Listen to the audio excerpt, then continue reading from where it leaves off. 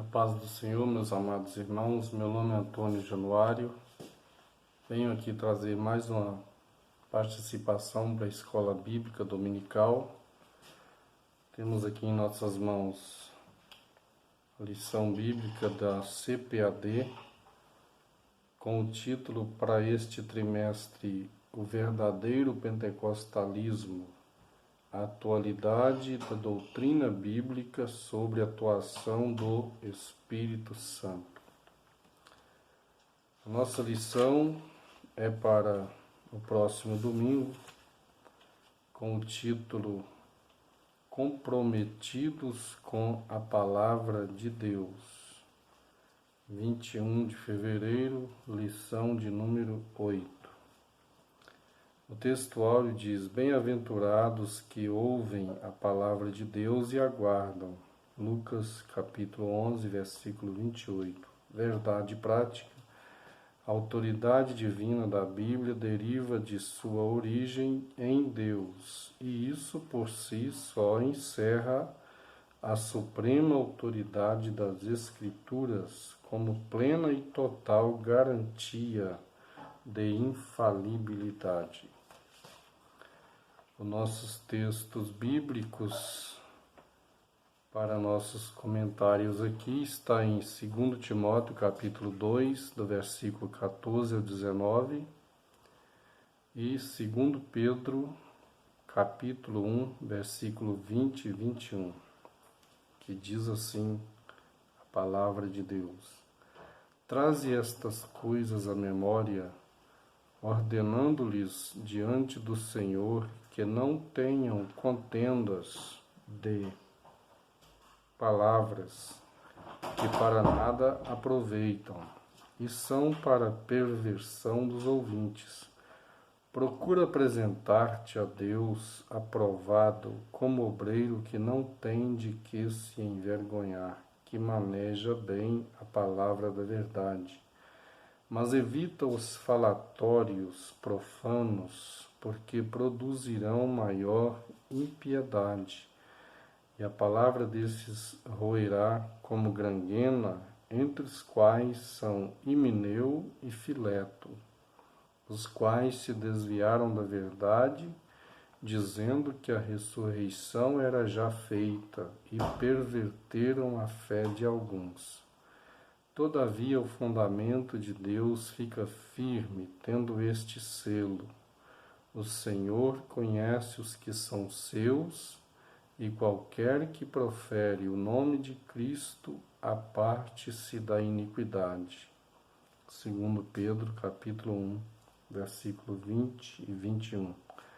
Sabendo primeiramente isto, que nenhuma profecia da Escritura é de particular interpretação, porque a profecia nunca foi produzida por vontade de homem algum, mas os homens santos de Deus falaram inspirados pelo Espírito Santo. A nossa introdução diz: nós somos apegados à palavra e buscamos a orientação do Espírito Santo para nos ajudar na interpretação das Escrituras. Vamos estudar a relação dos pentecostais clássicos e a leitura da Bíblia, a maneira como nós observamos as regras gramaticais e o contexto histórico e literário para compreender melhor o texto sagrado. O nosso primeiro ponto diz: a autoridade da Bíblia. Nós herdamos dos reformadores do século XVI, conhecido sola scriptura, somente as Escrituras, um dos 5 pilares da Reforma Protestante. Primeiro, sola scriptura. Cada um dos 5 solae representa a chave de cada doutrina central dos reformadores, como Lutero, Zwinglio, entre outros. O brado de sola scriptura significa que a Bíblia é a única regra de fé e prática para a vida cristã, e é por meio dela que podemos conhecer a Deus e entender a sua vontade. Os católicos romanos têm a Bíblia e a tradição. As testemunhas de Jeová têm a tradução do Novo Mundo e mais a revista Sentinela. Os mormons têm a Bíblia e mais o livro de Mórmon e outras publicações como fonte de autoridade espiritual. Nossos fundamentos, os pentecostais, ainda são vistos por alguns não pentecostais e sensacionistas como um movimento que baseia suas crenças e práticas nas emoções e ensina crença no cânon aberto. São interpretações equivocadas a nosso respeito. Nós cremos que a revelação canônica se encerrou com os apóstolos do Novo Testamento. A nossa fonte de autoridade é unicamente a Bíblia, conforme a declaração de fé das Assembleias de Deus. A Bíblia é a nossa única regra de fé e prática. Não necessitamos de uma nova revelação extraordinária ou pretensamente canônica. Então, 2 Pedro, capítulo 1, do 19 a 21, conforme lemos aqui no texto de Pedro, o versículo 20 e o 21, sabendo primeiramente isto, que nenhuma profecia da Escritura é de particular interpretação, porque a profecia nunca foi produzida por vontade de homem algum, mas os homens santos de Deus falaram inspirados pelo Espírito Santo. Então nós temos a Bíblia Sagrada. O cânon fechou em Apocalipse e não há nenhuma outra revelação que possa concordar com a continuação do que está fechado em Apocalipse. Toda revelação de Deus, quando se trata de escrituras consideradas sagradas e inspiradas, fechou em Apocalipse, né? Então nós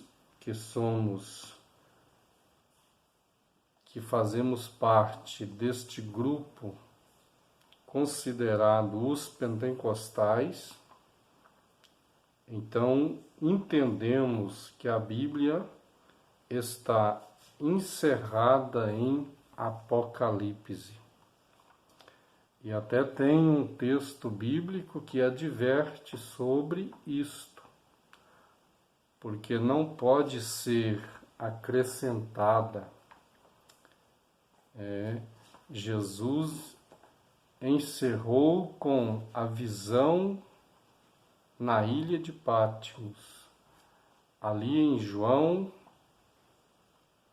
sofrendo, aprisionado, cativo na ilha de Patmos, recebeu todo o fechamento do cânon sagrado.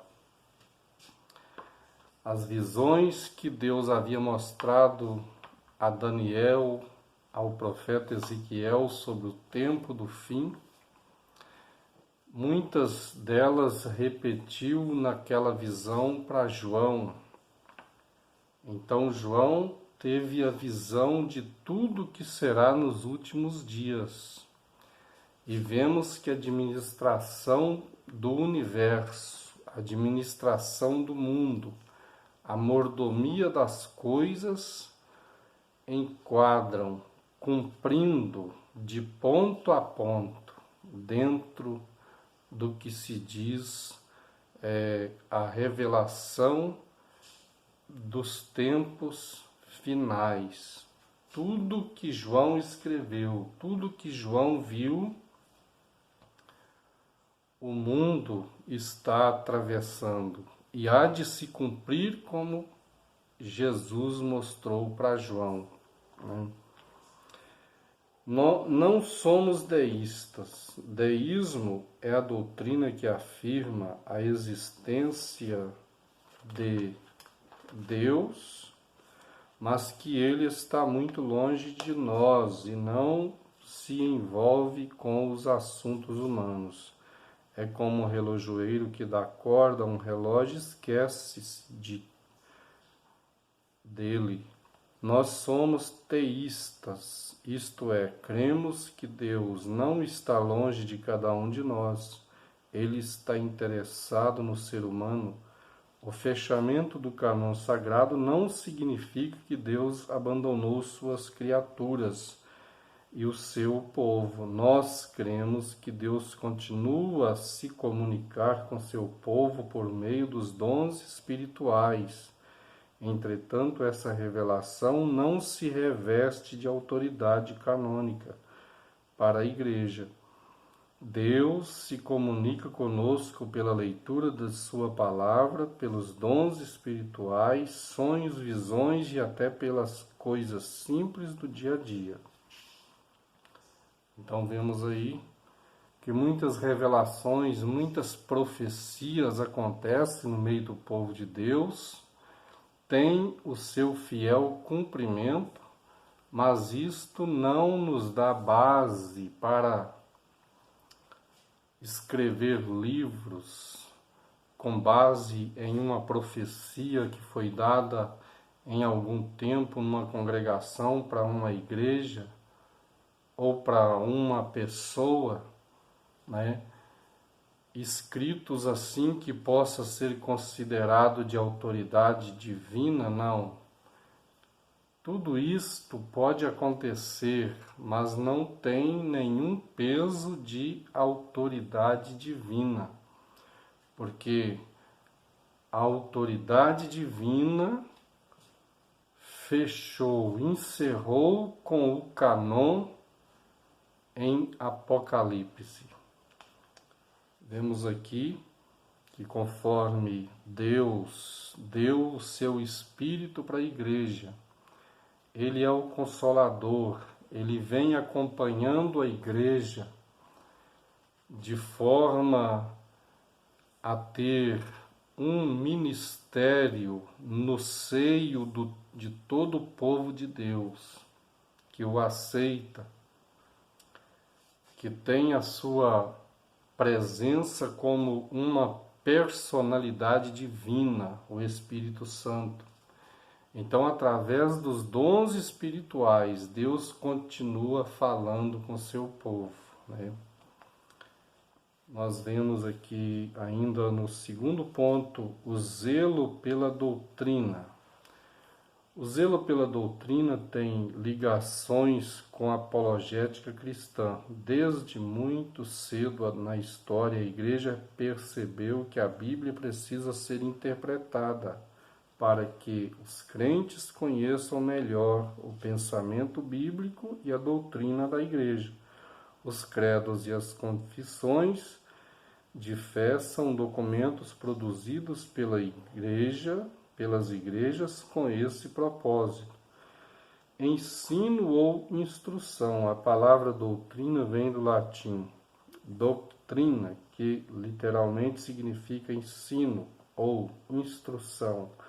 Mas o termo apresenta vários níveis de significado de acordo com o seu contexto, quando o texto sagrado expressa e perseveravam na doutrina dos apóstolos, e isto significa que os discípulos permaneciam seguindo o ensino dos apóstolos.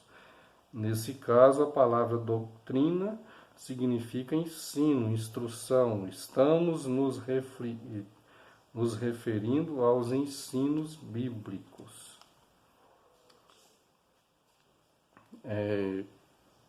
No livro de Deuteronômio, no capítulo 32, nós temos lido que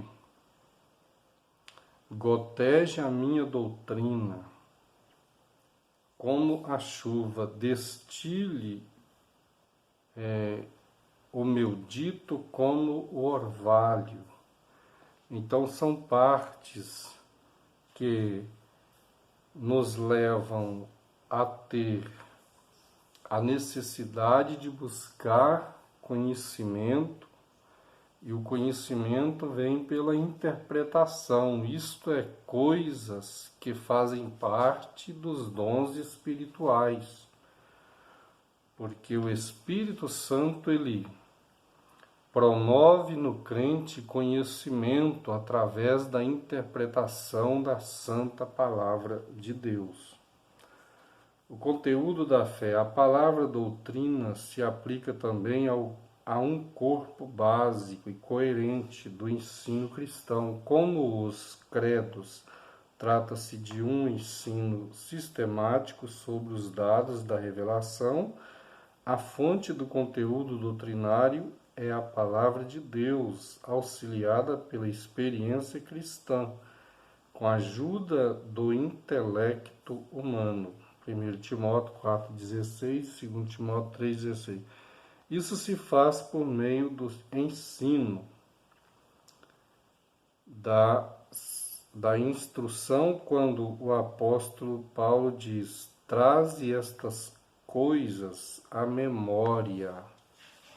Nós vamos ler aqui o que Paulo, quando dizendo para Timóteo,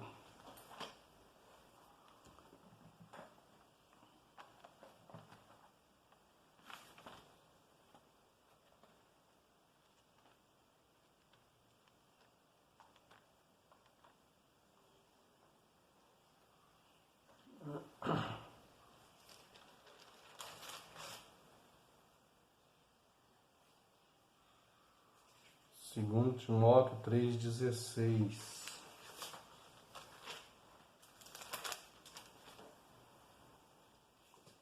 Tu, porém,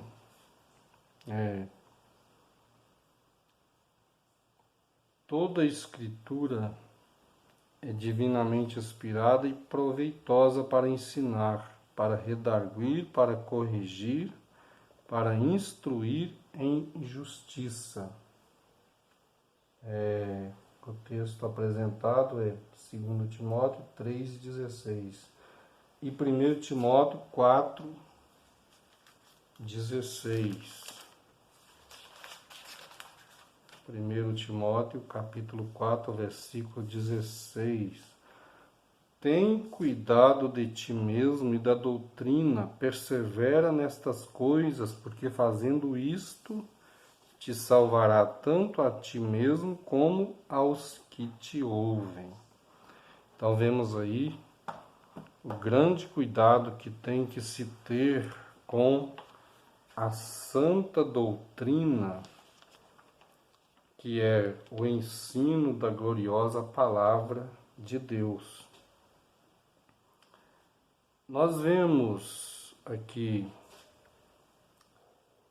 que o conteúdo da fé, a palavra doutrina, se aplica a um corpo básico e coerente do ensino cristão. Já temos aqui lido. O terceiro item diz: a nossa confissão de fé e a Bíblia. A nossa confissão de fé não é de autoria particular, pois expressa o pensamento e a vida da Igreja. Esse documento é subtendido às Escrituras e estão em conformidade com elas. A nossa declaração de fé ocupa extraordinária importância na vida da Igreja como sumário doutrinário da Bíblia e ajuda para sua compreensão, além de servir como proteção contra as falsas doutrinas. Entretanto, a palavra final é a Bíblia. A declaração de fé expressa a doutrina oficial da Igreja. Há no Novo Testamento embriões de credos e confissões de fé. como Mateus 16:16 e Filipenses 2, de 8 a 11, 1 Timóteo 6:13, que foram desenvolvidos ao longo da história da Igreja. Então vemos, a nossa confissão de fé não é de autoridade particular, pois expressa o pensamento e a vida da Igreja. Então, com base no que a nossa declaração de fé, que é um documentário das Assembleias de Deus, que apresenta as formas de doutrina. Quando se trata de doutrina, envolve usos e costumes que são base, que fazem a diferença do comportamento da vida cristã. E ali, então, um conjunto de informações que fazem parte de tudo que vem sendo proveniente dos ensinos das sãs doutrinas da Bíblia Sagrada. O nosso terceiro ponto diz: cuidado quanto ao modismo. Aqui vai falar sobre seitas e heresias que aparecem de vez em quando e de tempo em tempo e se ausenta também, no caso, desaparece, porque são coisas concernentes às heresias.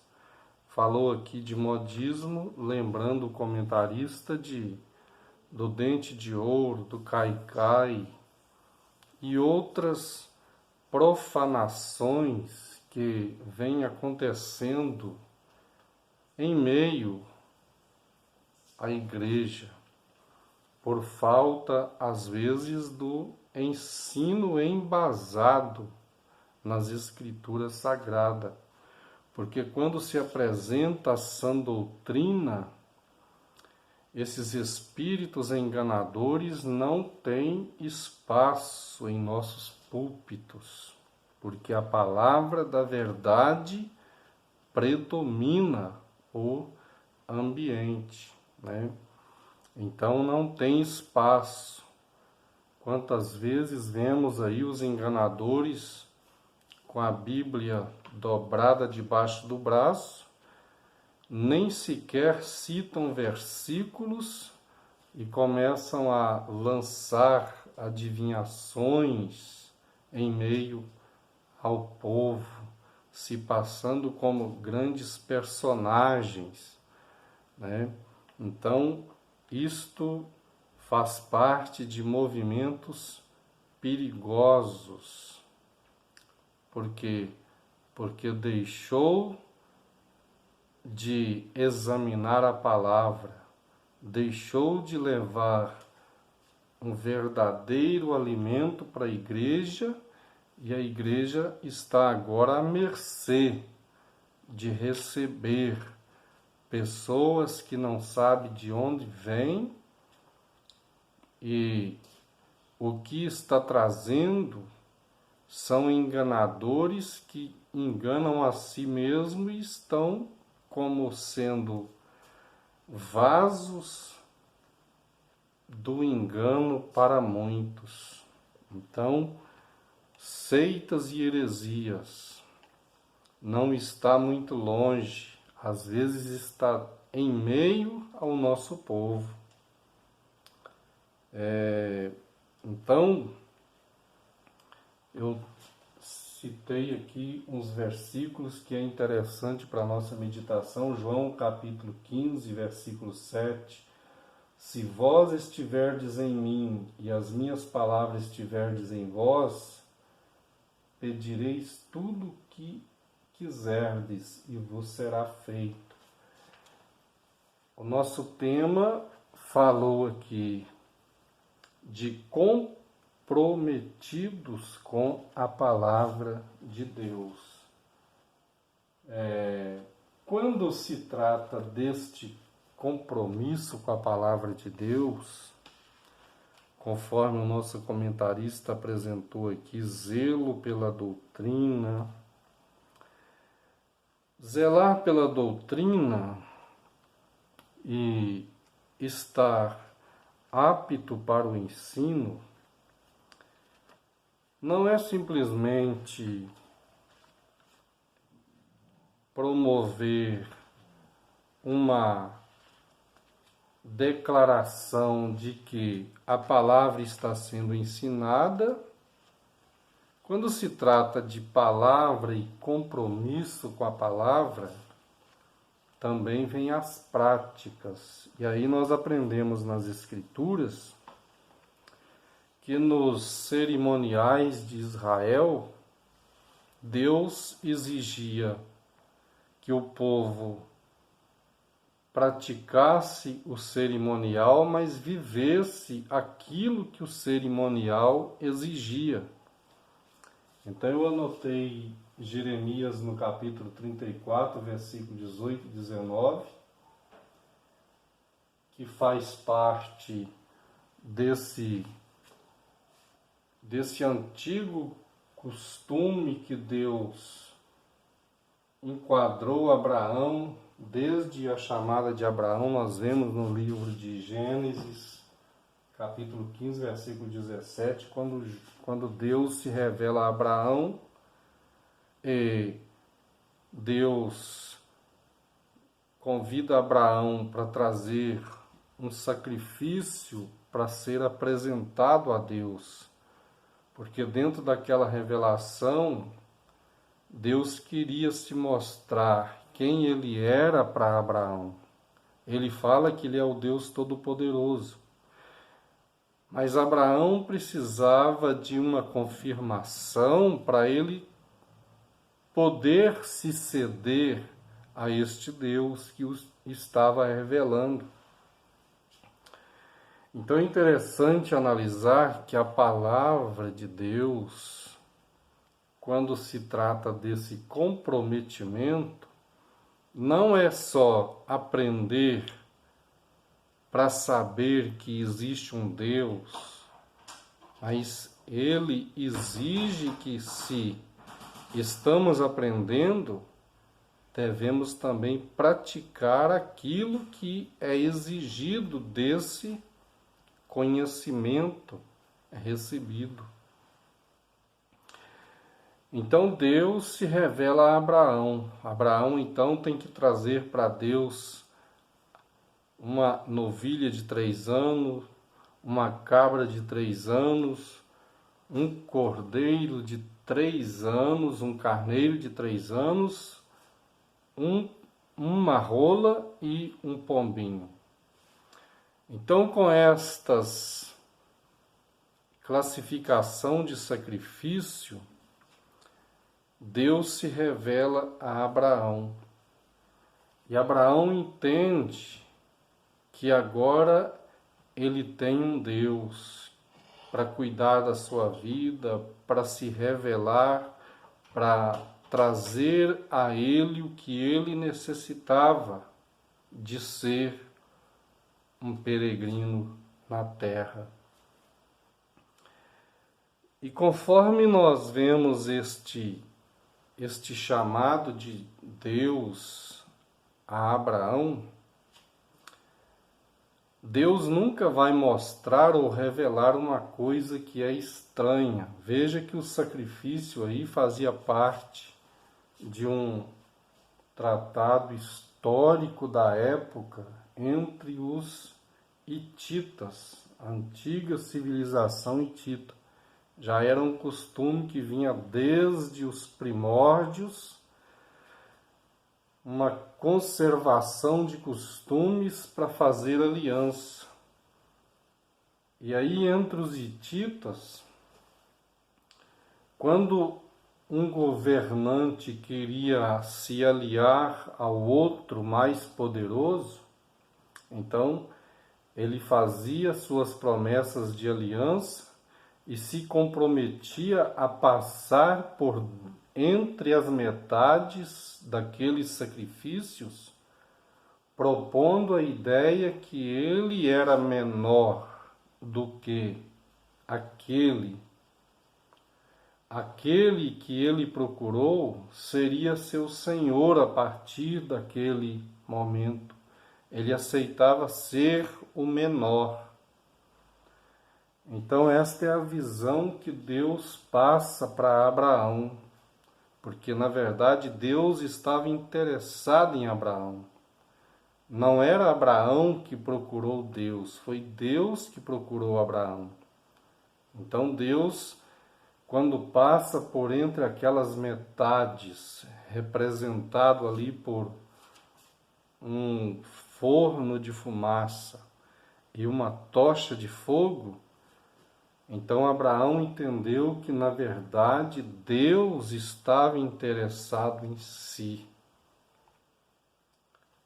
Então Deus, é por isso que em Filipenses aqui, o versículo apresentado pelo nosso comentarista, Filipenses no capítulo 2, quando fala que Jesus, ele humilhou-se a si mesmo para suportar morte de cruz.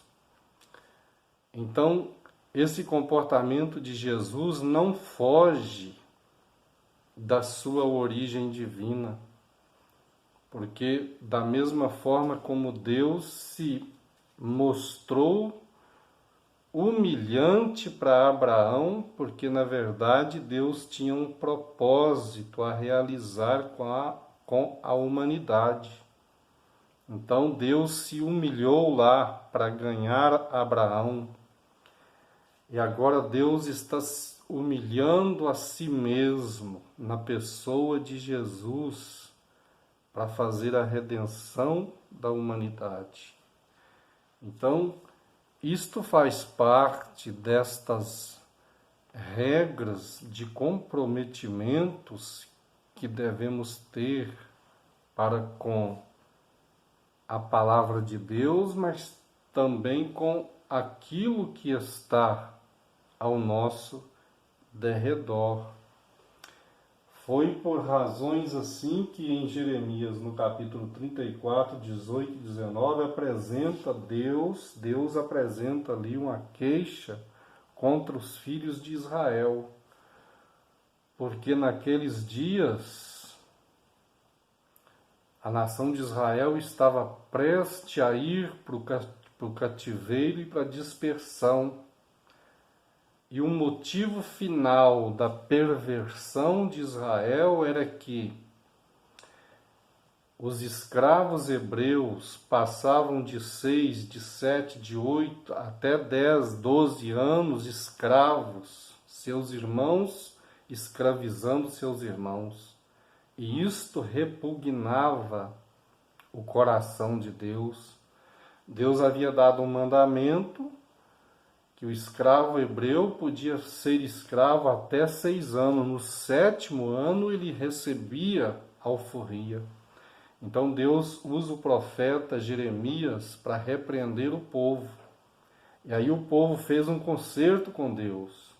Os sacerdotes e o povo passaram pelas metades ali, o livro de Jeremias, capítulo 34. Então quer dizer, isso é, eles usaram o cerimonial apresentado pela palavra, mas depois não quiseram cumprir. Quando os escravos hebreus foram embora, muitos, a maioria dos senhores, foram buscá-los de novo. E aí Deus deu a palavra final que aquele povo iria sofrer no cativeiro. Iam para dispersão, porque se estavam escravizando seus próprios irmãos, já não reinava mais o amor. Então a palavra de Deus já não tinha mais uma boa recepção no coração do povo de Israel. Então, não tinha um compromisso com a palavra. eram cerimonialistas. A palavra não entrava, não tinham intimidades com a palavra. Então é um perigo quando tornamos religiosos. Não queremos a palavra, queremos ouvir, queremos ensinar, mas não queremos ter compromisso com a palavra. Então, dentro desse tempo de epidemia, talvez seja este, um tempo de correção, que muitos pastores deveriam observar como estão, como